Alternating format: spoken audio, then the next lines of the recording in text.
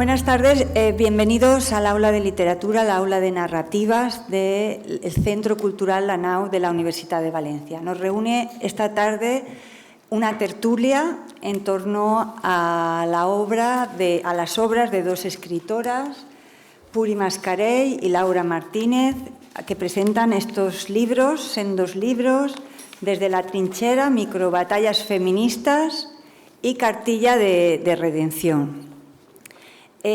Puri Mascarell es profesora de la Universidad de Valencia, es profesora de Teoría de la Literatura, de Literatura Comparada y Estudios Culturales, y aparte de sus trabajos académicos, de los trabajos que ha escrito como profesora de la universidad, ha publicado una obra teatral, Cavallers, y ha recibido el Premio de Narrativa Infantil Enric Lluch de la ciudad de Algemesí, con una obra que se llama Centre Comercial L'Oblit. El primer libro digámoslo así, de ficción es Cartilla de redención, que es un libro de cuentos que tratan, o así se presenta, cómo giran alrededor de la culpa, de la redención, de los intentos de expiación, que parecen más bien intentos de expiación que puede dar el lector a los personajes que más que estar evidentes en la obra. Bien, Puri Mascarell colabora con distintas editoriales en la recuperación de obra de escritoras silenciadas. Creo que tiene un compromiso particular con las escritoras de la generación del 27, las llamadas sin sombrero. Ha editado autores como Elena Fortún, Max Shaw o Arthur Conan Doyle. Laura Martínez es escritora y es periodista, trabaja en la edición valenciana del diario.es y desde ahí, desde este periódico, desde esta cabecera, escribe sobre política institucional, feminismo y desigualdad. Su libro, que es Desde la trinchera, microbatallas feministas, es un ensayo que reúne pues, las vivencias de una mujer joven, feminista, en un mundo masculino y masculinizado como el que vivimos. La idea que tenemos de esta tertulia, a la que han querido llamar escribir la culpa femenina, estereotipos y deconstrucciones, la idea que tenemos es pues, dejar a nuestras escritoras que hablen y después abriremos pues, un coloquio entre los miembros de la mesa y con el público. Y sin más, empezamos con ¿quién quiere empezar? Puri. Hola a tots, bona vesprada. Buenas tardes, Cristina. Laura, muchas gracias por esta mesa estupenda, por estar acompañada por vosotras hoy, y gracias también a todas vosotras y vosotros por haber venido un día, ¿verdad? Un día no, que llevamos 10 días ya con lluvia, pero vamos, que teníamos miedo, Laura y yo, pensábamos qué pasará si se cae el cielo, aquí no acude nadie, nos quedamos solas hablando de la culpa, nos sentimos culpables porque no viene nadie. Así que os agradecemos un montón, de verdad, que hayáis hecho el esfuerzo en un día tan gris y tan feucho de acercaros hasta aquí, a ver si entre todos le ponemos un poquito de luz, ¿no?, a estos días tan grises. Bueno, cuando pusimos el título de esta mesa, de este coloquio, también con vosotros ahora cuando os demos la palabra, estuvimos pensando, Laura y yo, qué era lo que unía o vinculaba nuestros dos libros, porque son dos libros distintos, obviamente. Mi libro es un libro de ficción, absolutamente de ficción, son relatos literarios, y el libro de Laura es un ensayo, y además un ensayo también muy en primera persona, ¿no?, en algunos puntos, muy personal.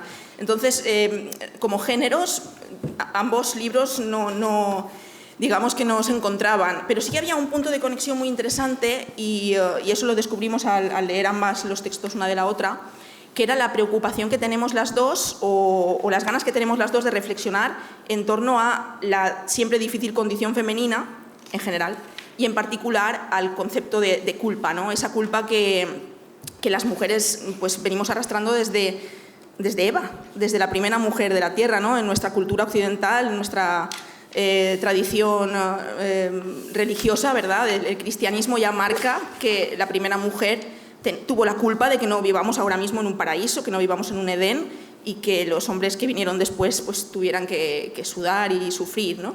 Esa culpa de Eva que se arrastra hasta hoy y que seguimos viendo, no sé, cuando ponemos informativos o leemos la prensa y hay una noticia que nos cuenta la historia de un hombre que ha hecho algo inmoral o una acción que está mal, y siempre se busca el acicate de la mujer, qué había hecho, qué le había dicho la mujer, qué le había aconsejado, en ese punto de Lady Macbeth que todavía sigue funcionando tristemente en muchos casos, ¿no? Cuando se habla de la inmoralidad masculina, siempre se busca también esa culpabilidad femenina detrás. Últimamente, y de forma afortunada, se habla mucho del mito de la libre elección, ¿no? De la libre elección. Para los que no lo conozcáis, pues este mito lo que pretende desmontar es que las mujeres no escogemos libremente, sino que hay todo un sistema, toda una estructura que nos hace escoger y ir por unos caminos deliberados, ¿no? Aunque el mito de la libre elección te haga pensar o te lleve a pensar que lo estás haciendo de forma completamente libre, ¿no? Algo que sabemos que es imposible. Y fijaos, ¿no? El mito de la libre elección también esconde detrás de sí el tema de la culpa, el tema de la culpabilidad, porque como lo has escogido tú y resulta que aunque lo has escogido tú no eres feliz y las cosas no han ido bien, pues te sientes culpable inevitablemente, ¿no? La culpa está ahí, siempre presente. Yo he hecho una especie de recorrido por las diferentes culpas que podemos identificar en la vida de la mujer, porque uno de los puntos que tiene el título de esta mesa redonda o de este coloquio es el de la deconstrucción. Y Jacques Derrida decía que lo primero que tenemos que hacer si queremos deconstruir algo es reconocerlo, identificarlo, señalarlo, ¿no? El hecho de señalar, de apuntar ya el problema, ya es empezar a deconstruirlo. O sea que me parece también muy interesante que señalemos esas diferentes culpas, porque eso ya implica una reflexión deconstructiva. Decía Simone de Beauvoir que hay un trance fundamental en la vida de toda mujer, que es el momento en el que pasamos de niñas, ¿no?, a adolescentes, a mujeres pequeñas, a mujeres jóvenes, y lo que ocurre entonces, ¿no? Culpas que empiezan a aparecer en ese momento. Por ejemplo, la culpa de si no tienes pareja, ¿no? No tienes novio, no tienes pareja. ¿Por qué no tienes pareja? ¿Porque eres rara? ¿Por qué no les gustas a los hombres? ¿Qué estás haciendo mal? Estas cuestiones las supo ver muy bien Carmen Martín Gaite en un libro maravilloso que publicó, un ensayo que publicó en los años 80, que os recomiendo si no lo habéis leído, que es Usos amorosos de la posguerra española. Y allí ella precisamente señala esta culpabilidad que se lanzaba sobre las chicas jóvenes que no tenían novio, que no conseguían tener un galán, un enamorado que iba detrás de ellas, ¿no? Se las denominaba chicas raras, chicas raras. Y detrás de esa rareza se escondía pues, un desequilibrio, algún problema, algo extraño que hacía que los hombres se alejaran de ellas. La culpa es de ellas, pero también culpa si tienes demasiados novios, ¿no? Si tienes demasiados hombres que van detrás de ti, si vas con demasiados hombres eres culpable por ser una mujer ligera de cascos, por ser una casquivana, una mujer fácil, ¿no? Y aquí es inevitable recordar los versos de Sor Juana cuando decía esto de hombres necios que acusáis, ¿no? Aclararos, ¿no? ¿Qué hacemos? Vamos vosotros no vamos y vamos que somos, y no vamos que unas estrechas, unas ligeras, ¿qué? Nunca lo acertamos, y en todo caso siempre hay culpa.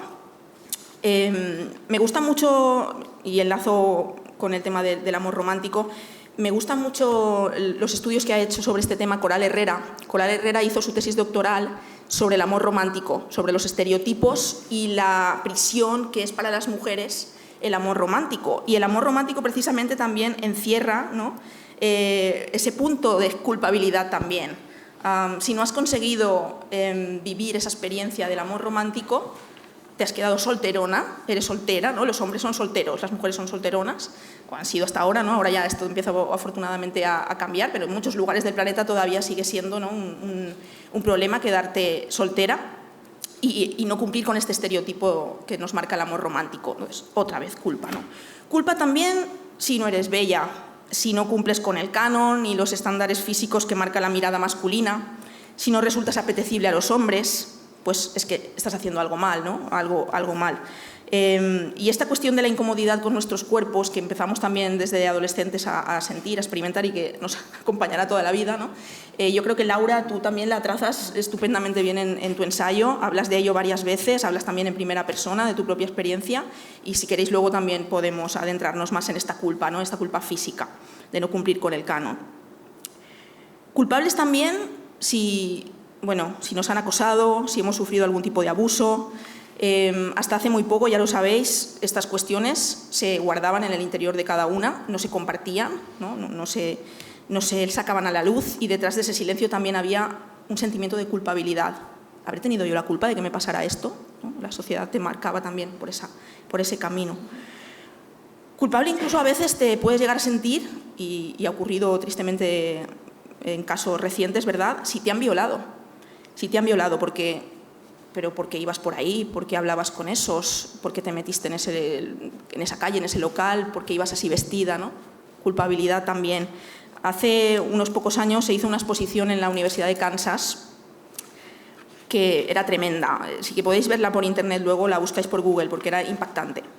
18 mujeres que habían sido violadas cedieron para la exposición las 18 prendas de cómo iban vestidas el día que las violaron. Esa es la exposición, únicamente eso. Y había de todo. Había petos de trabajo, había chándal para correr, había pantalones vaqueros, había ropa de una niña de 4 años, había de todo. Entonces, lo que venía a demostrar la exposición, sin texto, únicamente con esto, es que da igual cómo vayas vestida. Si te quieren violar, te van a violar. No es la cuestión de cómo vas vestida. No, eso no es la culpa. Más culpas también. Nos sentimos culpables cuando no cumplimos con los mandatos patriarcales en general. Por ejemplo, cuando no queremos tener hijos, cuando no queremos asumir ese instinto materno que dicen que todas las mujeres tienen y es una absoluta construcción, ¿no?, cultural. Esta sensación de culpa por no querer tener hijos, por no querer tener descendencia, la analiza estupendamente una autora canadiense que os aconsejo, Sheila Heti, en un libro que se titula Maternidad. Y Maternidad es una especie de diario durante 5 años de su vida, entre los 35 y los 40 años. Son 5 años en los que está royéndole la culpa todo el rato de yo no quiero tener hijos, sé que no sirvo para ello, no es mi papel en la vida, no he nacido para esto, pero la sociedad me hace sentir culpable por no desearlo, por no quererlo, ¿no? Y después de esos 5 años llega a aceptarse a sí misma y a perder esa culpabilidad que le había ido devorando. Pero también culpables si nos hemos quedado embarazadas, ¿no? Porque los hombres, ya sabéis, se han desentendido históricamente de las consecuencias de los actos sexuales y la culpa del embarazo, de los embarazos deseados y los no deseados sobre todo, ha sido siempre de la mujer, ¿verdad? Ella es la que ha tenido que asumir las consecuencias, haya sido un acto sexual forzado o no, y esas consecuencias se han vivido muchas veces como propias y no compartidas con la otra persona. Hace poco vi por Twitter un meme que me impactó mucho. Era una tableta de las de la píldora anticonceptiva. Ya sabéis que en las tabletas ponen unas flechitas que pone lunes, martes, miércoles, ¿no? Bueno, pues en esta ponía, esta es la tableta de píldoras anticonceptivas masculinas que nunca se tomarán los hombres porque ellos nunca expondrán su cuerpo a hormonas y a la farmacología, porque siempre lo harás tú porque a ti sí que te preocupa quedarte embarazada, a ellos no. Era tremendo, ¿no? En vez de lunes, martes, miércoles es el texto. Culpables también si no somos capaces de llegar a todo, si no cumplimos con todas las expectativas y los roles que la posmodernidad nos ha otorgado a las mujeres. Ser una madre perfecta, ser una profesional perfecta, laboralmente brillar, ser también una hija, una amiga, una compañera de trabajo perfecta. Bueno, si no llegas a todo es porque no te has organizado bien, porque otras sí que lo hacen y porque si has fracasado en alguna de estas facetas es porque te has equivocado y no has gestionado bien tu tiempo, ¿no? Esta idea de que por encima de todo tenemos que brillar, tenemos que triunfar en todo. Y después lo más triste de todo, culpables por envejecer, que es al final lo más natural del mundo, ¿verdad? Y que en cambio se acaba convirtiendo en muchas mujeres en un suplicio, en una carrera contrarreloj para disimular y tratar de arreglar los efectos que tiene el paso del tiempo, como si no fuera lo mejor que te puede pasar en la vida, ¿no? Que vaya pasando el tiempo y que tú estés aquí. Bueno, como habéis visto, acabo de plantearos un panorama, ¿no? Una especie abanico de diferentes culpas que nos acompañan desde adolescentes hasta mujeres maduras a lo largo de nuestra vida. Pero obviamente hay muchas más y si queréis, luego cuando vosotros habléis podéis compartirlas y por supuesto mis compañeras de mesa también. Dos apuntes últimos y cierro. ¿Cuál sería la principal diferencia entre la vivencia de la culpa por parte de los hombres y la vivencia de la culpa por parte de las mujeres, desde mi punto de vista? Creo que la vivencia femenina de la culpabilidad es algo que se queda dentro, que se queda como emponzoñada, ¿no? Como una especie de malestar crónico, mientras que la culpa en el hombre suele salir fuera, suele lanzarse, arrojarse al exterior, ¿no? Es una forma también de hacer las paces con uno mismo y vivir más fácilmente. Fijaos, en un estudio sociológico que hizo hace poco el Instituto Vasco de la Mujer, se analizaba psicológicamente cómo las mujeres tenemos un umbral de la tolerancia a la frustración mucho mayor que los hombres. Los hombres toleran mucho peor la frustración, estar frustrados. Parece que las mujeres, como desde pequeñitas hemos socializado que vamos a tener muchas experiencias frustrantes y vamos a ser compañeras de la frustración permanentemente, la aceptamos con más naturalidad. Para los hombres es más difícil, ¿no? Y creo que detrás de esa frustración, o podríamos ver la frustración como una prima hermana, ¿verdad?, de la culpa, del sentimiento de culpa. Estoy frustrada porque no sirvo, porque no soy capaz, porque no lo merezco, porque soy un cero a la izquierda, soy yo la culpable de mi propia frustración, ¿no? Esa pescadilla que se muerde la cola y de la que creo que los hombres salen bastante más fácilmente que nosotras, quizá porque ellos tienen más capacidad también de echar la culpa a los otros y nosotras de autoinculparnos. Y después, por último, una clave quizá para relajar la culpa femenina, que me parece, ¿no?, ya que hablamos también de cómo deconstruirla. Yo creo que una de las claves sería la sororidad, fijaos.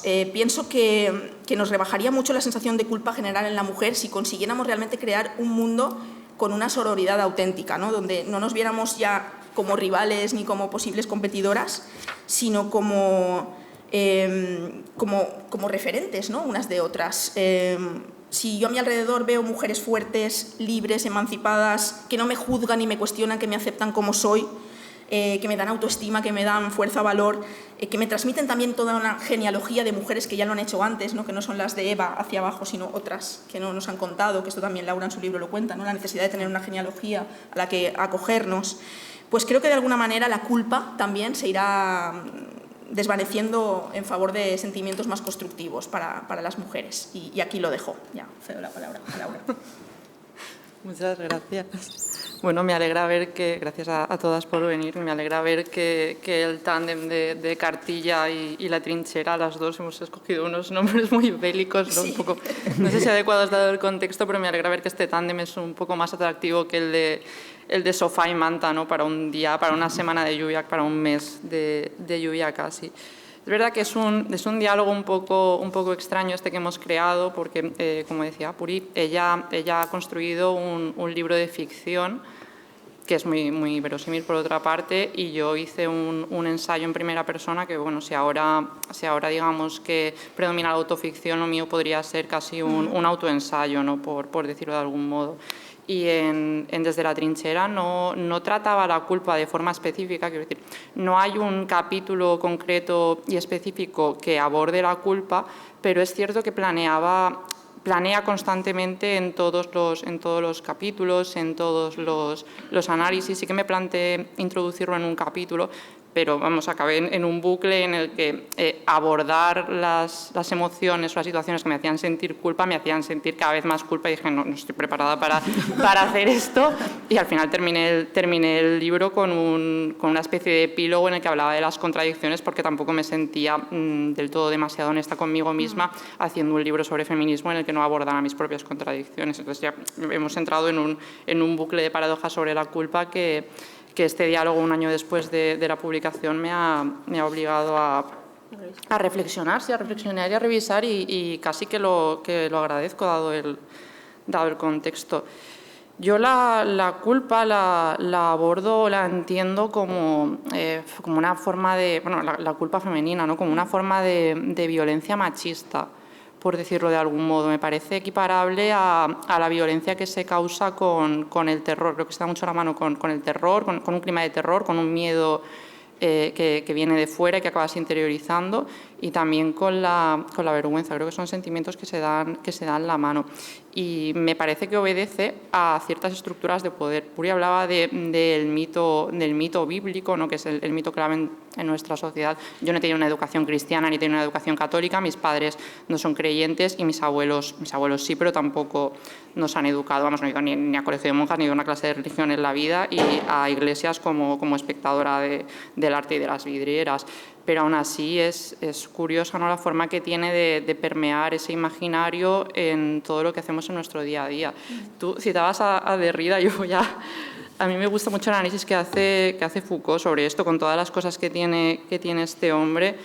Me gusta lo que habla o lo que escribe en Vigilar y Castigar, ¿no?, en ese método con el que él describe cómo se crean las prisiones y esos elementos de control.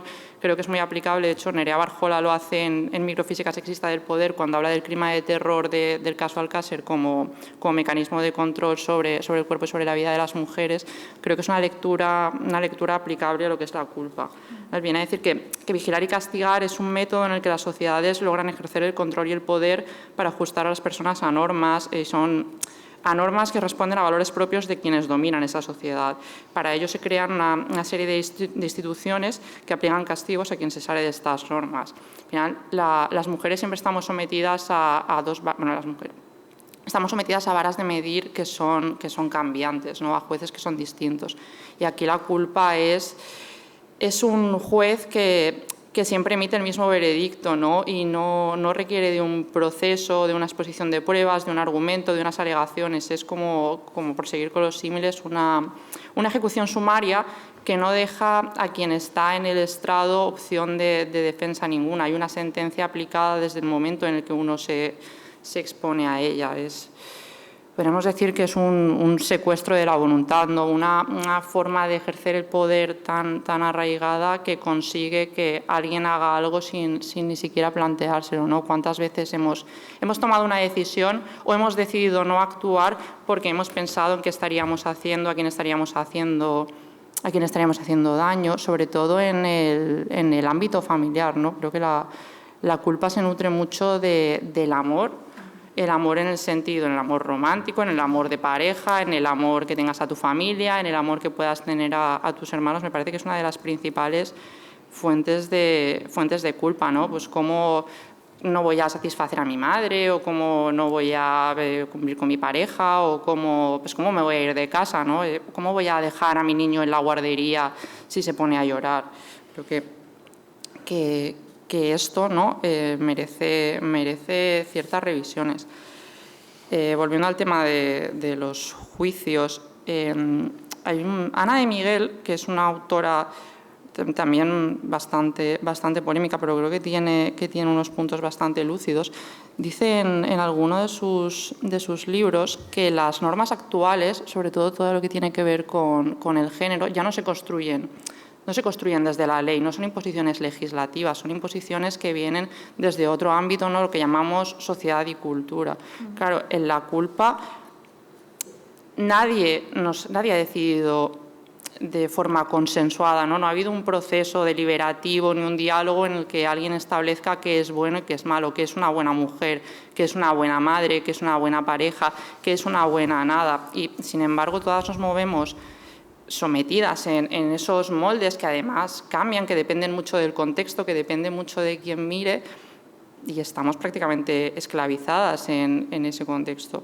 Eso, para mí, lo fundamental, como citabas tú antes, es ser capaces de ver dónde está el problema, llegar a la raíz del problema. Es una cosa que nos decía mucho un profesor en periodismo, ¿no?, que sería nuestro principal deber como periodistas, es llegar a la raíz del problema, ver dónde empieza, cuáles son las causas que lo condicionan y a partir de ahí resignificarlo. Yo no sé si podemos huir de la culpa, al final es un sentimiento humano, ¿no?, que va ligado a esos códigos que no controlamos, a esa responsabilidad y, hombre, y a la moral, ¿no? Y siempre está bien, no se trata de no tener moral y de renunciar a los códigos morales, sino de redefinirlos, de consensuarlos y de, digamos, adecuarlos al marco del bien común, ¿no? ¿Cuáles son las normas o los códigos morales? Al final somos personas que vivimos en sociedad, necesitamos unos consensos, ¿no? Pero ¿cuáles son esos códigos morales que encajan en el concepto de bien común y nos pueden aportar, pues, una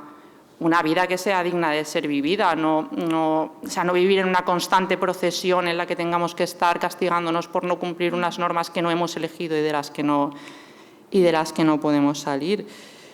Y con esto yo creo que podemos abrir el turno de preguntas. Bueno, yo me he hecho adicta a los... Es que veo aquí las notas, era que me he acordado, ¿no?, que hablabas tú de Carmen Martín Gaite. Me he hecho adicta a los diarios de Rafael Chirves y al Chirves Bot. Y hace poco recomendé el libro de Paris Austerlitz. Si habéis leído los diarios, veis que Chirves es una persona que desarrolla toda su carrera artística, por así decirlo, en base a la culpa. Todo constantemente se siente mal con sus amantes, se siente mal con su familia y me parece maravilloso la forma en la que él en los diarios narra ese sentimiento. Es una forma muy clara y muy lúcida de ver lo terrible que es ese machaque y cómo te lleva a un callejón oscuro donde salen todos los fantasmas y todo el peligro. Y ahora sí, ya creo que podemos abrirlo. Pues gracias a las dos. Y vamos a abrir el debate, vamos a ir pensando debate o preguntas o consideraciones que queráis hacer. Yo... mientras lo vais pensando, claro, los dos libros son muy diferentes porque estamos hablando de un ensayo y ya estamos hablando de un libro de cuentos, ¿no?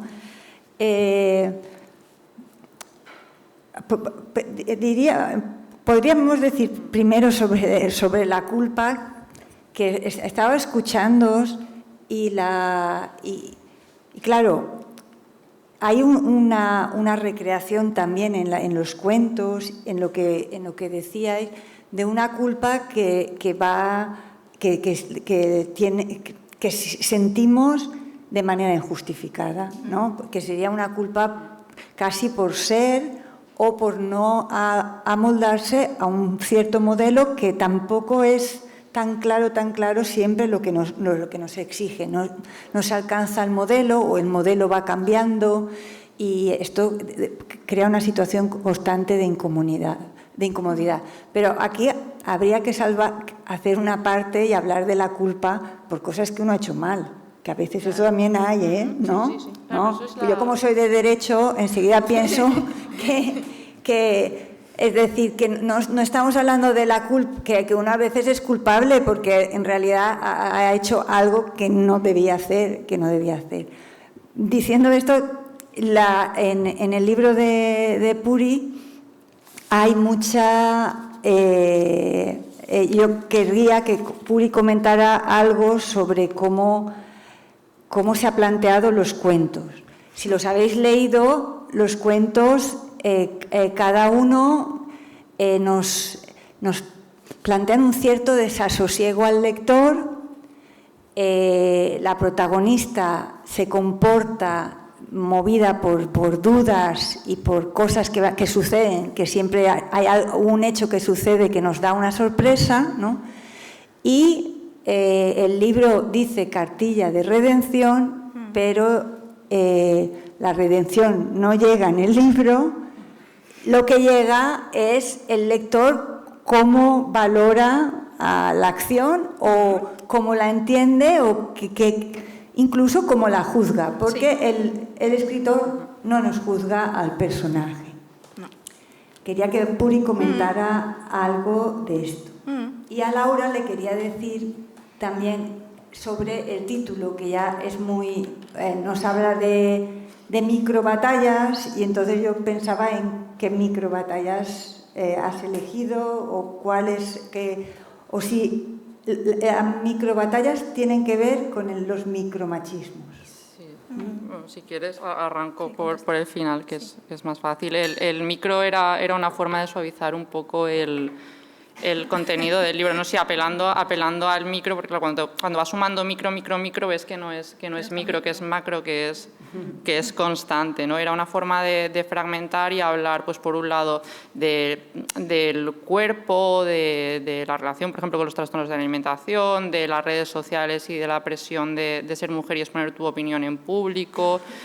del acoso callejero, del acoso en zonas de fiesta, de la relación con la familia. Era una forma de partirlo, pero en realidad o sea, es una estafa, de micro no tiene absolutamente nada. ¿Y las trincheras por qué? Las trincheras, porque lo planteaba todo como una batalla, ¿no? Y es verdad que la trinchera puede ser una posición defensiva como una posición de ataque, ¿no? Es la que estás a resguardo y en la que te asomas, ¿no? Y ves y dices que voy, que me tiro y me envalentono. Pero también es una zona en la que, bueno, no es la zona más adecuada para meditar y para reflexionar, sobre todo si te está cayendo metralla, pero creo que era una metáfora visual bastante clara respecto a lo que es ser mujer en este contexto y en cualquiera, que es estar todo el rato como medio a cubierto y viendo cómo te pasan los proyectiles por encima, y buena suerte para evitarlos y no morir en el intento. Qué bueno. Sí, además también la ilustración de portada colabora, ¿no? Ya, y la editorial tuvo un punto de lucidez que... Está muy chula. Los dos libros tienen una edición muy bonita, ¿eh? Está muy bien editado. Sí, la verdad es que las editoriales trabajan muy bien. Sí. Hay que invertir en departamentos gráficos, que luego te salen unos churros. Bueno, pues en torno al comentario o la reflexión que me lanzaba Cristina que hiciera, a ver, pasa una cosa, ¿no? Cuando uno escribe, yo misma, yo escribo artículos de opinión también en el periódico, en La Vanguardia, y cuando escribo artículos de opinión, pues como todas las opiniones, pues es rotunda, ¿no? Me posiciono. Sí, no, blanco, negro. Me posiciono porque es lo que tienen los artículos de opinión, que tienes que tener una posición, porque si no, no tienen sustancia, ¿no? En los ensayos normalmente también ocurre esto, ¿no? Tú tienes una posición, la defiendes, das tus argumentos, te mantienes firme en una postura o dices que dudas, ¿no? Como al final también está genial tu ensayo, que al final muestras las contradicciones y dices, ya estoy diciendo que soy súper feminista, pero al mismo tiempo me estoy mirando en el espejo que si tengo un pelo en la ceja, que está muy bien porque es así, ¿no? Porque otra forma de culpa, ¿no? La de no cumplir con la militancia, con la lo que se espera de uno. Ser una mala feminista, ¿no? Que se dice. Sí. Exactamente. Claro. Pero todo esto venía a cuento de que cuando uno escribe opinión o escribe ensayo, digamos que tiene un posicionamiento y lo defiende de una forma argumentativa, pero cuando uno escribe ficción, literatura, no hay nada más aburrido en la vida humana que una literatura o una ficción que te dice cómo tienes que pensar. Eso es lo peor. O sea, para mí es la ruptura absoluta del pacto mágico que se da entre un lector y un texto literario, ¿no? Entonces, yo creo que los buenos textos literarios son aquellos que son ambiguos, son abiertos a interpretaciones, te dejan a ti como lector margen para establecer tú también tus propias coordenadas. No te lo da todo el autor, y el texto menos, ¿no? Entonces, para mí, esa es la gracia de la ficción, y los 7 relatos están escritos desde esa posición, desde la posición de la defensa de la apertura máxima del significado de la literatura, de ese juego con la ambigüedad, para que cada lector, cada lectora rellene los huecos, los espacios que hay en blanco, ¿no? Que decía Umberto Eco, de una forma diferente y a su gusto, sin decirle, este es el malo, esta es la buena, negro, blanco, ¿no? Estoy moviéndome continuamente, y os invito a que os mováis también vosotros, en los matices, en los grises, en los claroscuros, ¿no? Sin ponerme a favor o en contra de los personajes, como ha dicho Cristina, ¿no? Luego también ella ha hablado, ¿no? De que son personas, normalmente, mis personajes son personas como cualquiera de nosotros, que tienen una vida aparentemente feliz, ¿no? O con nuestras historias, pero bueno, más o menos estable, más o menos en un equilibrio. Pero lo que también muestran los relatos, lo ha querido mostrar, es que ese equilibrio es en gran parte muy precario, ¿vale? Se puede romper en cualquier momento, se puede ir al garete en cualquier instante, puede pasar cualquier cosa en nuestra vida que la reviente, ¿vale? Y eso es algo que si lo pensáis, es preocupante, ¿no? Asusta, y al mismo tiempo también es un trampolín narrativo muy potente, ¿no? ¿Qué pasa cuando todo se revienta? ¿Qué ocurre? ¿Cómo gestiona esto el personaje? ¿Cómo la acción sigue su curso? Es interesante, ¿no? Desde el punto de vista narrativo, literario, y por eso también todos los relatos presentan rupturas de equilibrio vital. Y al final es el lector quien tiene la última palabra. En eso, Cristina, has tenido yo creo que has acertado muy bien la forma que has tenido de leerlos, ¿no? Porque eras tú y tú eres de derecho, ¿no? Quien tenías que juzgar al final. Yo no entro a juzgarlos, los dejo ahí para vosotros. En muchas de las escritoras que han pasado por aquí, sobre todo creo que hay una generación de escritoras que decían que sus novelas, vale también para el ensayo de Laura, eran libros políticos, libros políticos. ¿Vosotros diríais que vuestros libros son políticos? ¿Vosotras diríais que vuestros libros son políticos? Por ejemplo, un libro político dijo que era, Belén Gopegui dijo que su novela era política. Elena Medel, que era política y tenía gran interés en subrayar esta idea. ¿Son políticos estos libros? Yo creo obviamente el de Laura sí, claro. Sí. Es un ensayo deliberadamente político, sí, buscado además. Y yo creo que tu libro de relatos también, quiero decir, no político en el sentido panfletario, por decirlo de algún modo, pero creo que liga con eso que decía Belén Gopegui o Elena Medel, además que son dos novelas que he leído recientemente. Gopegui habla de muchas cosas, ¿no? Pero enmarca sus personajes en la acción sindical, y Elena Medel también transcurre su novela en torno a una huelga feminista. Pues yo creo, y corrígeme si me equivoco, que es un planteamiento político politizado en el sentido en el que plantea unos dilemas morales.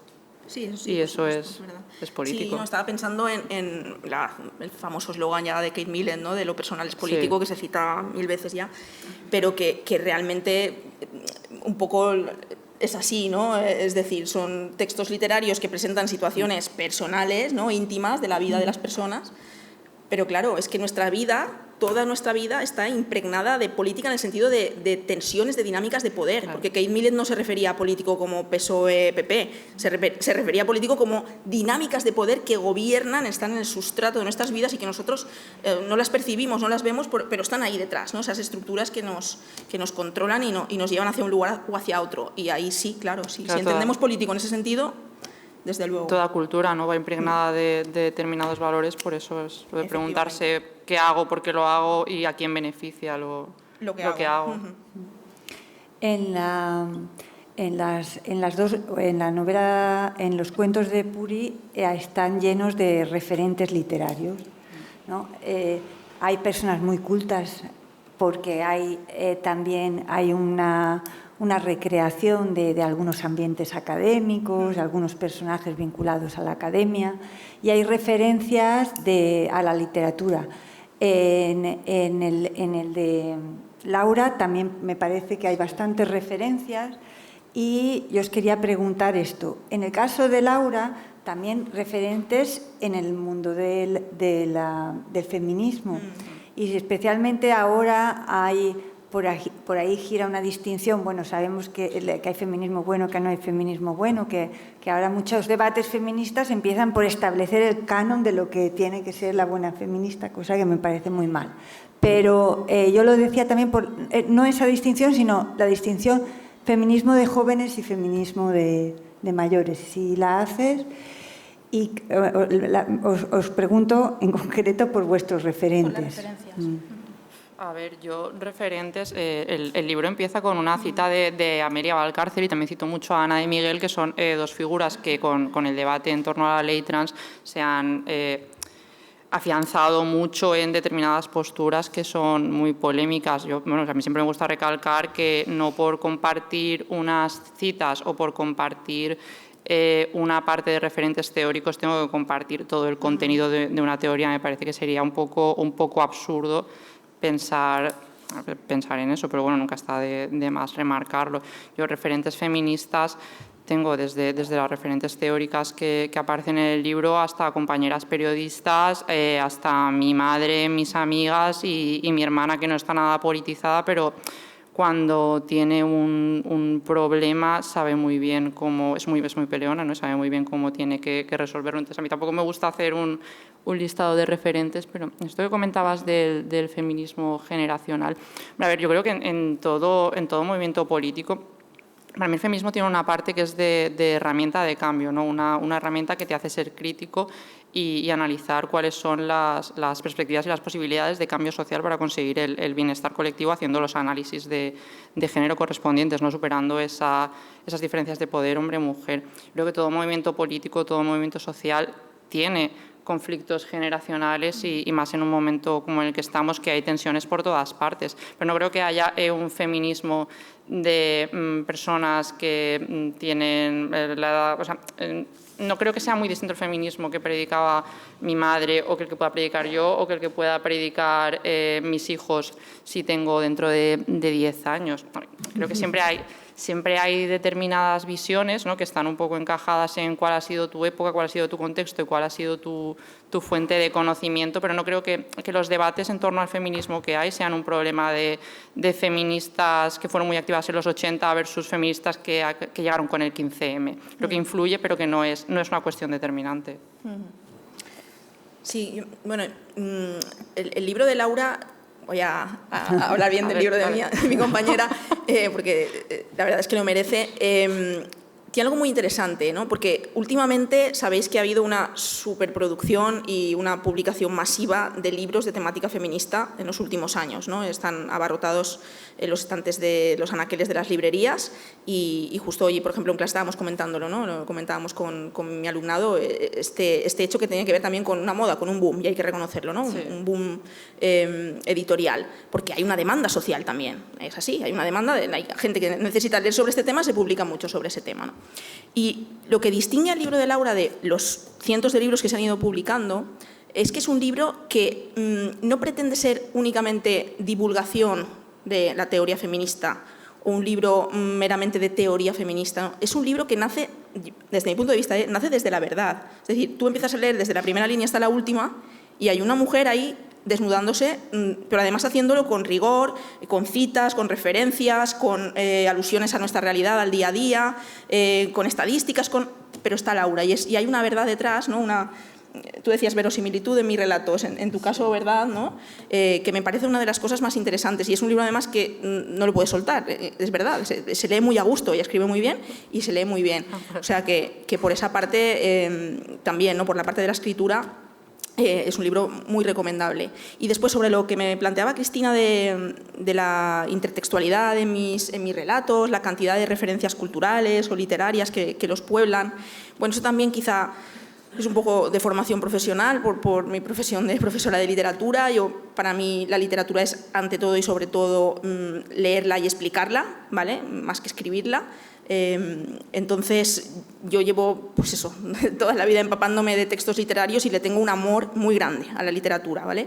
Y también los relatos creo que muestran un poco ese amor que le tengo, ¿no? Son como pequeños homenajes, hay muchos guiños, muchos homenajes. Hay un relato que es un homenaje claramente a, por ejemplo, a las hermanas Brontë, que yo las admiro mucho, me encanta su literatura, me parece una literatura brutal, aunque siempre ha sido considerada como literatura de mujeres, ¿no? Literatura fácil, ¿no? Literatura romántica. No, es una literatura muy profunda, una literatura que habla del ser humano, ¿no? de quiénes somos, de qué hacemos en el mundo, y hay un relato, por ejemplo, que es un homenaje claramente a ellas, pero también no sé, hay referencias a Truman Capote, a Franz Kafka, autores que me gustan mucho, Henry James, que me encanta, y hay también un relato que también es un homenaje a dos mujeres que existieron reales, por lo que comentabas antes de las mujeres de la Edad de Plata, las mujeres, las que ahora se llaman las sin sombrero, que son dos mujeres de la generación del 27 o que estuvieron en ese momento en España trabajando, haciendo cosas muy interesantes y eran muy jovencillas las dos. Una es Hildegard Rodríguez y la otra es Marga Gil Roeset. La primera, abogada, filósofa, escritora, pensadora, activista, la segunda, escultora, poeta. Y hay un relato también que no os cuento el relato, pero es un homenaje también a ambas, ¿no? O sea que por ahí también siempre esas referencias culturales que son, pues para mí, una muestra también del amor o del cariño que tengo a la literatura. Pero como lector es muy agradable ir buscando esos, ¿no? Meterte en ese laberinto, ir buscando esos referentes que van apareciendo a medida que avanzas en los relatos y a medida que vas releyendo, ¿no? O sea, dónde está Kafka, dónde está Capote, dónde está ese homenaje a literatura de las institutrices. Esto creo que lo comentamos el día que charlamos para hacer la reseña y entrevista. De mí, como lectora, no sé, es como estar en el sofá comiéndote un bombón, ¿no? Lo vas degustando y a medida que va pasando vas viendo que tiene capas y dices, uy, este sabor lo conozco y me recuerda a esto otro. Me parece muy bonito.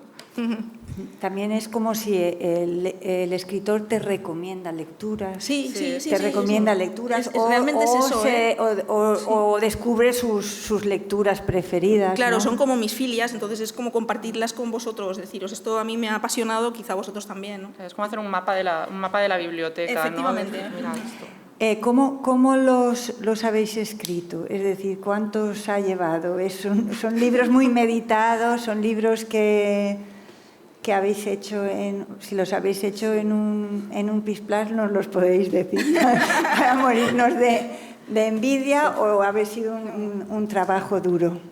A ver, a mí el mío me costó mucho plantearme escribirlo, empezar a escribirlo, hablar con la editorial, y una vez tenía el contrato firmado en casa, que petó la pandemia, todavía no me atrevía a ordenarlo. Tiré todo lo que tenía escrito y lo reescribí. Yo creo que lo escribiría entre febrero y en octubre, creo que enviamos las correcciones. A ver, el confinamiento, yo que no tenía cargas familiares en ese momento, vivía en mi casa con mi pareja y estábamos fantásticamente, pero tenía mucho tiempo aparte del trabajo para ponerme con esto.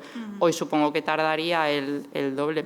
Pero ya no es tanto el esfuerzo físico o mental de sentarte en el ordenador y levantarte antes o acostarte más tarde para escribir, sino el darle vueltas, ¿no? Sí, darle vueltas a de qué hablo, cómo hablo de esto, qué citas o qué camino puede ayudarme a esto que yo quiero decir, expresarlo y que lo entienda todo el mundo de una forma que sea comprensible, pero sin tratar a la gente como si fuera idiota, ¿no? ¿Qué ejemplos puedo poner? ¿Qué me ha pasado? ¿Qué quiero contar? ¿Qué no quiero contar? Y eso sí que fue, vamos, la gente que dice que disfruta escribiendo, yo no he sido una de esas. Eso fue una tortura. Y luego tener el libro en la mano y corregirlo, vamos, llamaba al editor a las 11 de la noche y le decía, oye, que no, bórralo todo, dame 3 meses más que no quiero saber nada. Ya, el pobre hombre cogió y me dijo, no, envíame el documento antes de las 12 de la noche y se va a la imprenta, déjalo ya. Bueno, has dicho una cosa interesante, ¿no? Es el punto también de decidirte a decir, no, el punto este que dices, va, venga, tengo que hacer el libro, ¿no? Sí. Ese es quizá el clic, ¿no?, más importante de claro, ahora tengo un contrato firmado y tengo unos plazos, ahora no puedo decir que no lo hago. Ahora ya no puedes escapar. Exactamente. Sí. En mi caso, pues la verdad es que a mí los relatos me rondaban desde hacía años, iban y venían un poco en mi mente, en el ordenador, a partir de apuntes, ideas que surgían, que anotaba, pero no me senté a cerrarlos y a darles la forma definitiva hasta que llegó la pandemia, es verdad, es así, es lo tópico y es lo típico, pero es verdad que nos encontramos con un montón de tiempo por delante. Yo, claro, daba las clases online y el resto del tiempo estaba en casa encerrada, entonces para mí fue, tú decías, no, yo no me lo pasé bien, para mí fue una vía de escape, yo disfrutaba porque me iba a otros mundos, me evadía y me creaba mi propia historia con mis personajes y la verdad es que sí que me hizo bien para sobrellevar aquel tiempo. Y yo en mi caso lo entregué en el año 2020, en junio, lo envié a la editorial. Bueno, la historia es muy chula. Cuando escribía el libro tenía en mente 2 editoriales, que me encantan las 2. Esta, Alta Marea, y otra que se llama Las Afueras. Envié los relatos, el libro, Cartilla de Redención, a ambas a finales de junio, principios de julio. Y a la semana y media me contestaron los de Alta Marea diciéndome que se lo habían leído, les había encantado y que iban adelante. Me puse súper feliz, claro, fue un regalo súper bonito. Y luego en septiembre me escribió el otro editor y me dijo, bueno, es que los he leído, están muy chulos, tal. Y dije, lo siento, pero ya, sí, ya tal. Y dijo, bueno, me alegro muchísimo porque también los quiero mucho. Normalmente en el mundo editorial las editoriales pequeñas se quieren mucho entre ellos y se alegró mucho de que los de Alta Marea lo publicaran.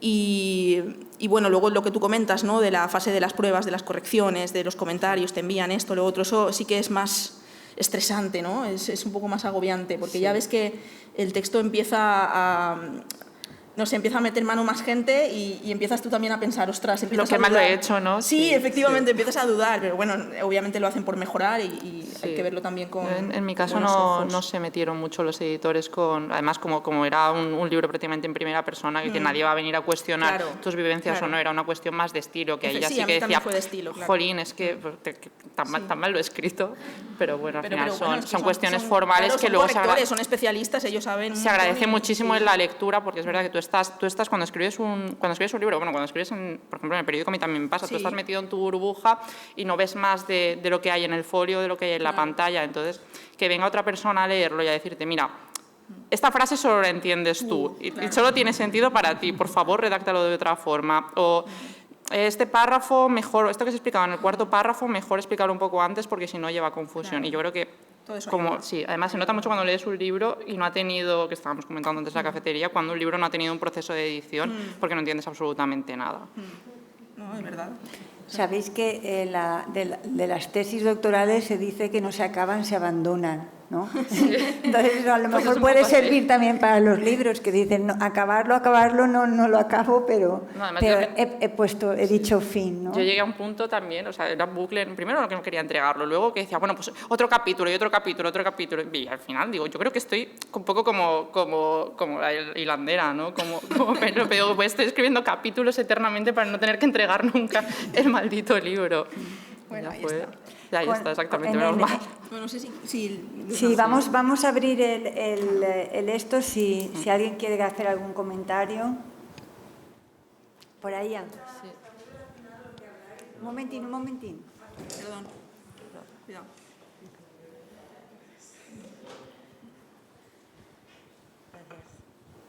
Que creo que está muy relacionado todo lo que estáis hablando ahora con el tema de los estereotipos, ¿no? La autoexigencia, la autocrítica. Volvemos otra vez al tema de por ser mujeres, ¿no? En general los hombres no tienen tanta autoexigencia o cierran antes, creen mucho más en ellos. Nosotras tenemos que formarnos por 10, estudiar por 10, ¿no? Y revisar todo siempre 10 veces porque no llegamos a creer en nosotras mismas al 100%. Sí, está tal cual. Sí, es que Y lo llamaría más responsabilidad que culpa. Lo que hablabas de una persona cuando comete un error o cuando hace algo malo puede culparse, lo llamaría culpa. Responsabilidad, y lo que creo que nosotras nacemos con culpa simplemente transgeneracional, ya simplemente por ser mujeres heredadas. Sí, es más una flagelación, ¿no? Que una cosa es que tú respondas de actos que todo el mundo ha determinado que son incorrectos o que son malos, y otra cosa es que estés castigándote incluso antes de haber cometido algo. En nuestro caso yo creo que esto que se ha llamado el síndrome de la impostora tiene mucho que ver con la culpa, ¿no? Con no creer que tú mereces que te pasen cosas buenas o no creerte que seas capaz de hacer algo bueno. Y muchas gracias, me gustó mucho vuestro trabajo. Gracias a ti. Hay esta Hannah Arendt que dice que tan mal está sentirse culpable por todo como no sentirse culpable por nada, ¿no? Pero creo que la culpa de la que hablamos es culpa de que te sientes culpable y dices, pero no hay ninguna culpa aquí, ¿no? Es una culpa... Hola, yo primero felicitaros porque me ha encantado vuestra exposición y además el interés por leer los libros vuestros. Yo quería decir que en la Edad Media a las mujeres se les definía como hombres fallidos. Entonces yo creo que hay ahí, aparte de toda la cultura religiosa, hay una culpa simplemente aunque no actúes, solo ser. Por ser mujer. Porque eres un hombre fallido y eso ya no vas a cumplir nunca ningún estándar porque eres fallido. Por lo tanto, ya hay como una esencia asociada a la persona, aunque no hagas nada ni sientas nada. No es tu culpa, es que ya te la dan, externa. Entonces yo creo que las mujeres tenemos que recuperar nuestro sentir propio para romper la esencia externa. Es decir, el contacto con nosotras mismas a través de la reflexión feminista, de unas con otras, con las referencias, con las genealogías, y todo eso hace que, al tener contacto con nosotras mismas, es para mí la única manera, yo que soy feminista desde que tengo recuerdos, para mí ha sido la única manera de combatir cualquier culpa que en la vida tenemos, que son muchas. y además van cambiando con la edad. Yo cuando tenía 20, unas, ahora que tengo 60, otras. Y siempre son diversas, pero siempre está ahí. Yo no he encontrado método posible más que el estar en contacto con una misma a través de otras mujeres, del feminismo y de todo esto que hablamos, de leer, de reflexionar, de tal, para romper la esencia, esa externa, que nos ha caído porque somos hombres fallidos en la Edad Media, pero han pasado 500 años, pero yo creo que seguimos siendo hombres fallidos culturalmente. Totalmente. O sea, Sí, desde el simbolismo, Sí. aunque esto ahora quede raro y fuera de tiempo, porque esto es un poco antiguo, las frases estas de la Edad Media. Pero yo creo que la esencia la continuamos, somos hombres fallidos y desde que naces vas a sentir culpa externamente porque nunca vas a ser persona completa en ese aspecto. Sí, no, Esa estaba recordando a Sigmund Freud, ahora que dices lo del hombre fallido, ¿no? Que decía, ¿no?, que las mujeres teníamos envidia del pene, porque nos faltaba el pene. Es una de sus teorías, ¿no?, del psicoanálisis, que echamos de menos, que nos miramos entre las penas y, oh, no está el pene, Dios mío, qué trauma. Y a partir de ahí vienen todos nuestros males. O sea, esto que tú dices que viene de la Edad Media ha tenido diferentes canalizaciones en la historia cultural occidental. Lo han modernizado con otros pensadores, siempre nos falta algo, ¿no? Y lo que nos falta es... Sí, pero la condición femenina siempre ha sido, ¿no?, es lo normal que es el hombre y la mujer es lo particular. Entonces puedes verlo como que te falta algo, como que te sobran otras cosas, ¿no?, que es la histeria, que es el exceso de estrógenos. Al final, yo creo que, como decías, la mejor forma de abordar la culpa es reflexionar sobre ella. Una vez empiezas a plantearte por qué me siento culpable, qué ha pasado, qué he hecho, empiezas a ver que quizá no sea para tanto, que quizá no tenga sentido ese castigo más que para complacer a otras personas. Sí, yo estoy también de acuerdo contigo que la reflexión feminista y compartirlo en colectivo es una de las mejores soluciones, un antídoto que funciona muy bien. Gracias. ¿Más? Yo por aquí, una cosa que se me ha quedado guardada es que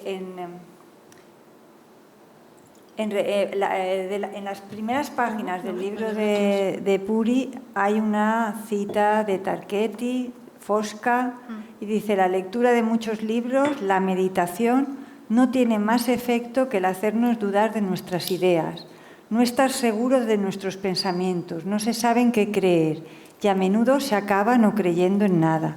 Y esto sobre... yo querría que nos dijeses cómo entiendes cuál es el sentido de la literatura, o lo que es lo mismo, a las dos, para qué habéis escrito estos libros, con qué intención, a dónde queríais llegar. El sentido de la literatura, madre mía. Casi nada. ¿Para qué sirve? ¿Para qué sirve la literatura, eso? ¿Para qué sirve la literatura? Wow. Bueno, Pero tiene una utilidad, lo primero. Oh, Dios mío, como profesora de teoría de la literatura, por favor. Lo dices en la cita, ¿eh? Te lo has buscado. Lo has buscado tú sola. Tienes la culpa. Sirve para muchísimas cosas, es que no es solo una. Sirve para muchísimas cosas. Sirve para ser un poco más felices, para que haya más belleza en el mundo, para conocernos mejor, para saber un poco más quiénes somos, quiénes son los otros, creo que sí, que es así también, para hacernos más empáticos también, para ponernos en la piel de otras personas, ponernos en los zapatos de otros y caminar con ellos y ver qué pasa. Sirve también para ordenar ideas y para reflexionar sobre el lenguaje, porque somos seres lingüísticos y somos seres narrativos y nos contamos historias desde la cueva, desde que nos poníamos alrededor de la hoguera y nos las contábamos y seguimos contándonoslas, porque es la forma que tenemos de entendernos. Entonces, escribir literatura también es, tanto para quien escribe como para quien lee, una forma de intentar ordenar un poco el caos del mundo. No sé, sirve para tantísimas cosas. Claro, si realmente te apasiona la literatura y te apasiona el arte, acaba siendo incluso pues como una especie de tabla de salvación, ¿no? de salvavidas en muchos momentos de la vida. O sea que, no sé, igual me he puesto muy trascendente, pero sí que creo que tiene tanto utilidades, digamos, humanísticas, como utilidades meramente estéticas, que tienen que ver con la belleza, Y después también tiene utilidades sociológicas también, claro. Pensar al otro, plantearle, no sé, ponerle contra las cuerdas, desarrollar un poco más el pensamiento crítico de los demás, también tiene esa función, ¿no? Quizá. No sé. Es que, claro, yo pienso mucho sobre estas cosas, sobre qué sentido tiene la literatura y para qué sirve y tal, y siempre llego a la conclusión de que no hay una respuesta única, válida, verdadera, hay muchas, y quizá también en cada momento de la vida tenemos una, y cada persona también tiene sus prioridades a la hora de acercarse a un texto literario, pero bueno, un poco ese sería el resumen, no sé. ¿Y tú por qué escribiste el libro, Laura?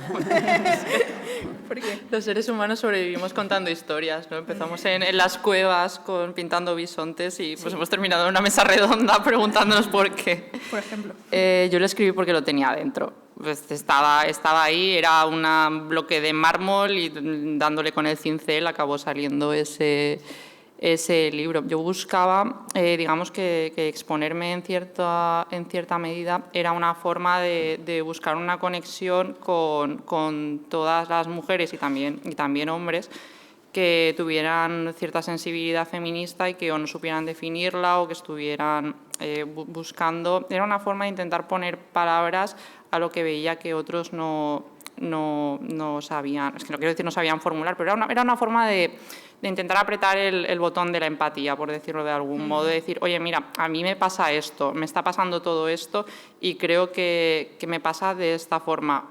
Te pasa a ti también. Y con la respuesta que ha tenido en este último año, toda la gente que me ha hablado del libro ha sido para hablar bien y todo el mundo me ha dicho lo mismo, que es, me he sentido muy identificada con esto de aquí. Y yo me he sentido muy identificada con esto de aquí. Y mis compañeros de trabajo, que son todo tíos, también me han dicho, ay, pues esto también, y me ha hecho pensar en esta persona, y me ha hecho ver que jolín, como yo no soy consciente de si voy detrás de una chica, es de noche, o sea, si es de noche y estoy en la misma acera que una chica, se asusta y acelera el paso, ese tipo de cosas. Cada persona lo ha ido viendo de una forma, entonces me alegra mucho que por lo menos tenga una utilidad, y al final hago las cosas para que sean útiles. Yo quería leeros un fragmentito de la última página de Laura, que además como un tomate. Mucha relación con lo que estamos hablando y el tema de esta mesa redonda. Dice, ahora estoy aprendiendo a disfrutar de las cosas sin sentimiento de culpa, a ser crítica sin flagelarme, a empatizar con los demás, a querer de verdad, a querer bien a los demás y a mí misma, a entender que hay una estructura y una superestructura que no controlo, un bombardeo constante para que me sienta como me siento. El proceso de recomposición merece la pena. Una vez comienzas a ver la vida y la socialización con otra perspectiva, vas viendo cómo y por qué funcionan las cosas. Adoptas otra postura frente a ellas. Ya no te castigas por cualquier cosa. O sea, creo que es un final. Pues la culpa estaba en todas todas partes. Yo no voy a leer un fragmento de tu libro, pero por favor que todo el mundo se lea el relato de Pedro el Rojo. No, el último que de es, todos. vamos, mi favorito. Sí, y el compás que sacó, hablando de la culpa, me hizo sentir una persona horrible. Creo que lo hablamos ya, ¿Cuál? ¿no? El primer relato, el córnea, compás. la Sí. córnea. Horrible. Sí. Pero, No, si ¿verdad? Esa risa es de cómo era sacado el fascistilla que llevo dentro. Sí, el pequeño fascista que llevo dentro. Sí. Eso me lo dijo un periodista, Rafa Berlanga, sobre el de la cuento revista Berlanga. este. Así me dice, Puri, estoy muy asustado. Me he leído tu cuento y me he dado cuenta que llevaba un pequeño fascista dentro de mí. Que solo quería venganza, ¿no? Solo quería venganza. Eso es una buena distinción, ¿no? Entre lo que es la culpa de la que hablamos como la moral, ¿no? Digo, hostia, relaja. No, los que no lo hayáis leído, el libro de Puri es especialmente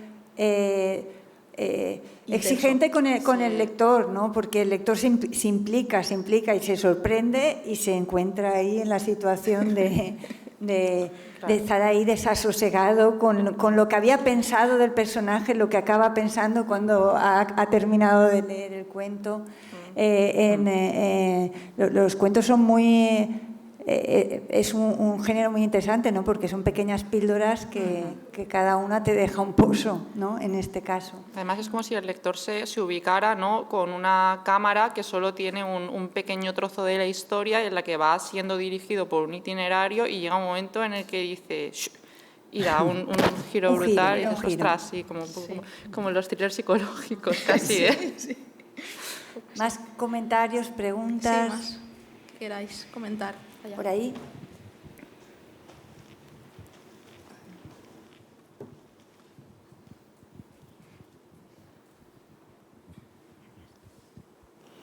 Me parece muy importante una cosa que ha dicho Laura con respecto a que los hombres muchas veces no son conscientes de que están invadiendo nuestro espacio, nuestra libertad y demás. Creo que más hombres deberían de estar aquí en esta sala. He visto unos cuantos. De verdad, gracias por venir. Ahora se encogen. Me hubiese encantado ver más, pero bueno. Mi marido está con el niño, pero se lo contaré todo. Y me sabe muy mal cuando, por ejemplo, en manifestaciones feministas se excluye a los hombres, que en varias ocasiones ha pasado y no me gusta. Creo que tenemos que integrarlos más y darles a conocer nuestros sentimientos. Sí. Y nada más. Simplemente eso, hacer un poquito de hincapié en ese tema. No sé si los hombres de la sala queréis decir algo. Bueno, a ver, tiene sentido, ¿no? ¿No? Tiene sentido que en un movimiento que busca el cambio social se haga partícipe al otro 50% de la población, pero en la cuestión de las manifestaciones, hombre, en el 8 de marzo el sujeto político somos las mujeres, ¿no? Y vamos a denunciar una serie de violencias, entonces creo que tiene más sentido que seamos nosotras quienes tomemos la voz y que ellos estén acompañando, estén sosteniendo, por ejemplo, no solo ese día, ¿no? Sino el hombre que quiera participar del feminismo, quizá tenga más sentido que es que no quiero decir ayude, ¿no? Pero que se haga cargo de su parte de los cuidados, que no que esté el primero de la manifestación con una pancarta.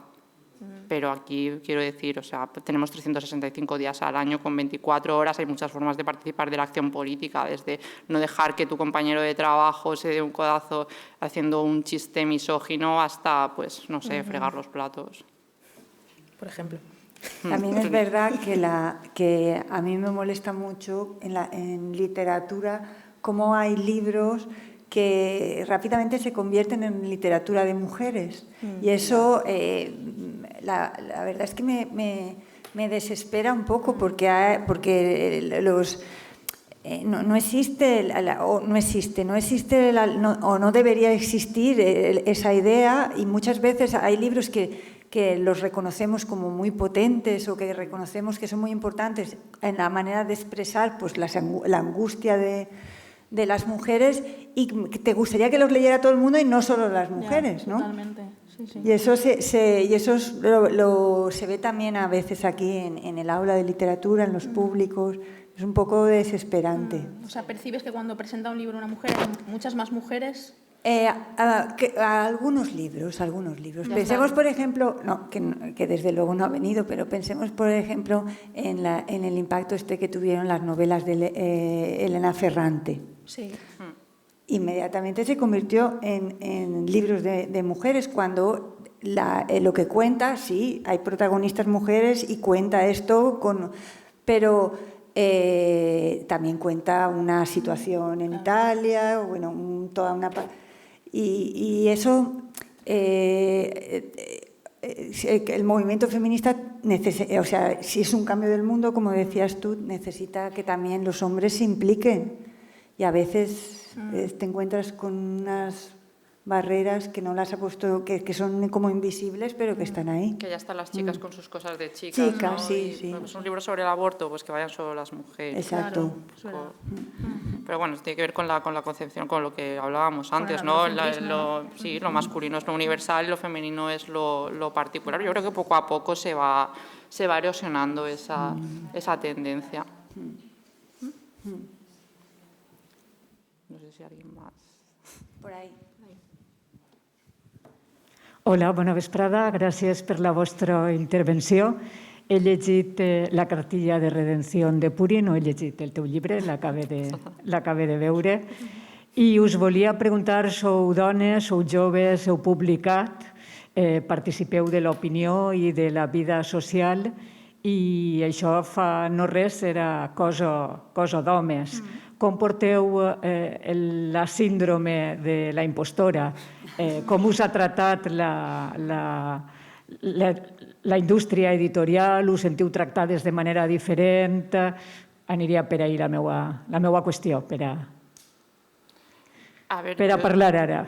Yo es que trabajo en un periódico digital, entonces la cuestión de la exposición ya no sé, es como un martillo pilón, o sea, ya me da igual, o sea, todo lo que hago está expuesto. Sí que hay ciertos entornos, ¿no?, en los que te tratan con un poco de condescendencia, ¿no?, porque, pues, pero igual que con el libro, cuando vas a una tertulia en televisión o a la radio, ¿no?, porque no dejas de ser nunca la niña. Yo creo que hasta que no tenga 80 años no voy a dejar de ser la niña, pero en general yo me muevo en un clima muy favorable a lo que escribo, entonces el rechazo quizá no sea tan explícito. Claro, trabajo en un diario que es muy de izquierdas, con una línea editorial muy marcada. He escrito un ensayo sobre feminismo. Cuando voy a medios voy a la televisión pública valenciana. No me voy a Intereconomía, ni me voy a un mitin de Ciudadanos o de Vox, entonces estoy en un terreno seguro, más o menos, pero lo de la impostora es constante. ¿Por qué no haces esto? Ay, yo si no soy experta en no sé qué, tal, ay, esto no está bien, ay, esto no sé qué, tal, pero pues, en algún momento tiene que parar. Sí, jo penso que estem en un moment en què la indústria editorial i el sistema literari en general està molt obert i molt receptiu al que escriuen les dones, al que pensen les dones, al que diuen les dones, també perquè passa que cada vegada més són les dones les que sustenten aquest sistema literari, les que llitgen, les que compren els llibres, no?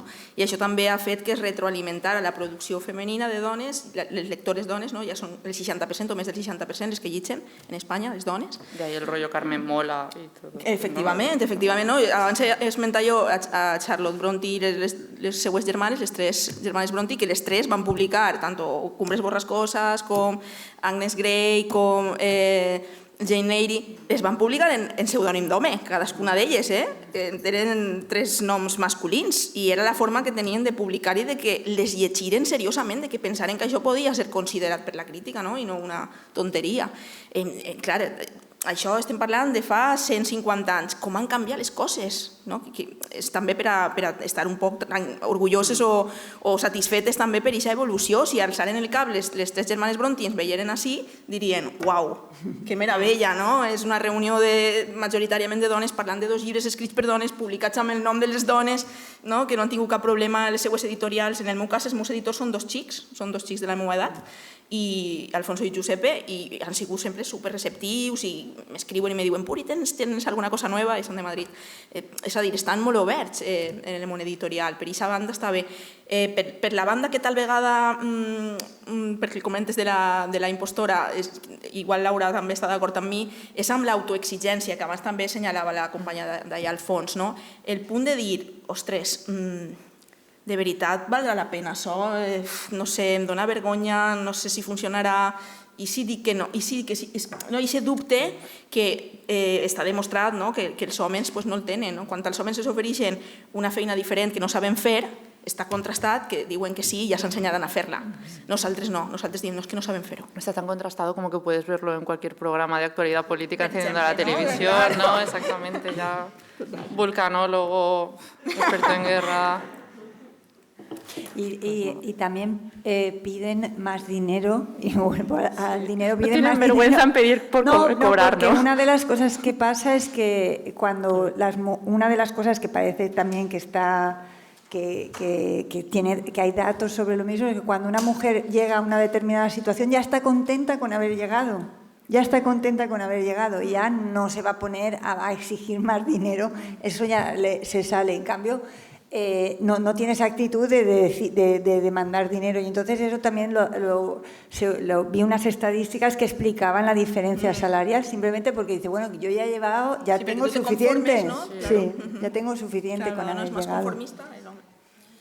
Sí, es como que tienes que dar las gracias por existir y porque te permitan trabajar, ¿no? También, bueno, llevan las mujeres toda la vida trabajando gratis en casa, algo queda todavía, ¿no?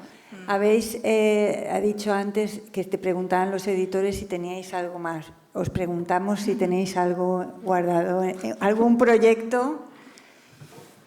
pensado para escribir? Hay otra piedra, ¿no? Que está intentando, estoy buscando un martillo para darle. otro bloque de mármol. ¿Puedes decir algo más concreto? No, pues tiene que ver mucho con la culpa. ¿Con la culpa? Puedo decir eso, que tiene que ver mucho con la culpa.